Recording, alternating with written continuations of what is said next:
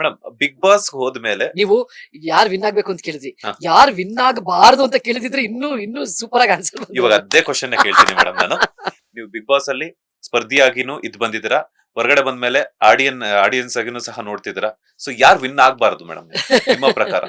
ಇದಕ್ ನೋಡಿ ಎಷ್ಟು ಬೇಗ ಬರುತ್ತೆ ಆನ್ಸರ್ ಅಂತ. ನನ್ನ ಪ್ರಕಾರ ಮಂಜಣ್ಣ ಮತ್ತೆ ಗೌತಮಿ ವಿನ್ ಆಗ್ಬಾರ್ದು. ಇವ್ರಿಬ್ರು ಅಲ್ದೆ ಯಾರು ವಿನ್ ಆದ್ರೂ ನನ್ಗೆ ಫೈನ್. ಓಕೆ. ಹನುಮಂತವ್ರ ತ್ರಿವಿಕ್ರಮ ಆದ್ರೆ ಬಹಳ ಸಂತೋಷ. ಹ್ಮ್.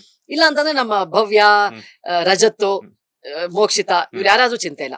ಬಟ್ ಆಗ್ಬಾರ್ದು ಅನ್ನೋದಾದ್ರೆ ನನ್ನ ಪ್ರಕಾರ, ಯಾಕಂತಂದ್ರೆ ರೀಸನ್ ಕೂಡ ನಾನು ತುಂಬಾ ಚೆನ್ನಾಗಿ ಕೊಟ್ಟಿದ್ದೀನಿ. ಯಾಕಂತಂದ್ರೆ ಒಬ್ಬರನ್ನ ಮಾನಸಿಕವಾಗಿ ಕುಗ್ಗಿಸುವಂತದ್ದು ನನ್ನ ಪ್ರಕಾರ ಒಳ್ಳೇದಲ್ಲ. ಇನ್ನೊಂದು, ನಮ್ಮ ಕನ್ನಡ ಭಾಷೆ, ನಮ್ಮ ಕನ್ನಡ ನಾಡಗೀತೆಗೆ ರೆಸ್ಪೆಕ್ಟ್ ಕೊಡದೆ ಇದ್ದದ್ದು, ಅದು ನನಗೆ ತುಂಬಾ ಸ್ಟ್ರಾಂಗ್ ಆಗಿ ಕಾಣಿಸ್ತು.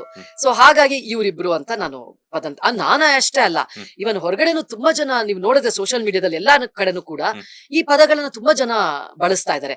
ಆಮೇಲೆ ಬಿಗ್ ಬಾಸ್ ಮನೆ ಒಳಗಿರುವಂತ ಕಂಟೆಸ್ಟೆಂಟ್ ಗಳು ಕೂಡ ನಾಮಿನೇಟ್ ಮಾಡಿದ ಸಮಯದಲ್ಲಿ ಯಾಕೆ ಅಂತ ಕೇಳಿದಾಗ ಹೇಳಿದ್ದಾರೆ, ಮಾನಸಿಕವಾಗಿ ತುಂಬಾ ಕುಗ್ಗಿಸ್ತಾ ಇದ್ದಾರೆ ಅಂತ ಎಲ್ಲಾ ಕಂಟೆಸ್ಟೆಂಟ್ ಗಳು ಹೇಳಿರೋದ್ರಿಂದ ಮಂಜಣ್ಣ ಅವ್ರು ಆಕ್ಚುಲಿ ವೆರಿ ಟ್ಯಾಲೆಂಟೆಡ್.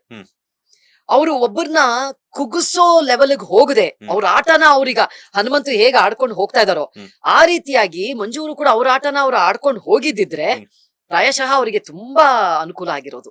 ಎಲ್ಲ ಒಂದ್ ಕಡೆ ಗೌತಮಿಯರ್ ಮೇಲೆ ಡಿಪೆಂಡ್ ಆಗಿದ್ದಾರಾ ಅಂತ ಇತ್ತೀಚೆಗೆ ಈಗ ಅದೇ ಕಾಣಿಸ್ತಾ ಇದೆ. ಎಲ್ಲರೂ ಅದೇನೆ ಹಿಂಟು ಕೂಡ ಕೊಡ್ತಾ ಇದಾರೆ. ಸುದೀಪ್ ಸರು ಕೂಡ ವೀಕೆಂಡ್ ಬಂದಾಗ ಅದನ್ನೇ ಹಿಂಟ್ ಕೊಡ್ತಾ ಇದಾರೆ.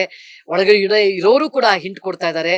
ಅದನ್ನ ಅವ್ರು ತಗೊಂಡು ಚೇತರಿಸ್ಕೊಳ್ಳಿಲ್ಲ ಅಂದ್ರೆ ಇನ್ನ ಮುಂದಿನ ವಾರಗಳಲ್ಲಿ ಬಹಳ ಕಷ್ಟ ಇದೆ. ಲೇಟೆಸ್ಟ್ ಹಾಗೂ ಇಂಟ್ರೆಸ್ಟಿಂಗ್ ಸುದ್ದಿಗಳಿಗಾಗಿ ಬಾಸ್ ಟಿವಿ ಕನ್ನಡ ಚಾನೆಲ್ನ ಸಬ್ಸ್ಕ್ರೈಬ್ ಮಾಡಿ. ಹಾಗೆಯೇ ಬೆಲ್ ಐಕಾನ್ ಪ್ರೆಸ್ ಮಾಡಿ.